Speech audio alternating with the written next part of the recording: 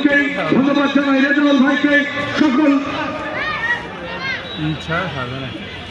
সকল ভাইদেরকে ধন্যবাদ জানাই। আমার কল্যাণ সমিতি ফুলবাড়ির এই যারা খেলা পাগল মনে হচ্ছে কথা যখন বলছিলাম শেষ সভাপতি হল না, এবারে আমার কন্যা ধন্যবাদ জানাই সাইফুল আলম রাশেক যুগ্ম নেতা, আব্দুল রাজ্জাক যুগ্ম নেতা, আব্দুল হাকিম মন্ডল যুগ্ম নেতা, মমিনুল ইসলাম যুগ্ম নেতা, মেহদি হাসান যুগ্ম নেতা, আফেল মাহমুদ যুগ্ম নেতা, কন্যা সরকার যুগ্ম নেতা, সাগর হোসেন যুগ্ম নেতা। বলতে বলতে কন্যা বিপদে সভাবনা হেড হয়েছিল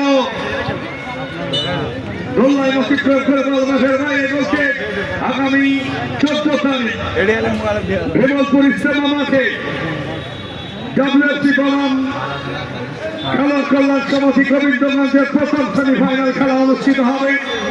দেখতে ভুলবেন না, চলে আসবেন।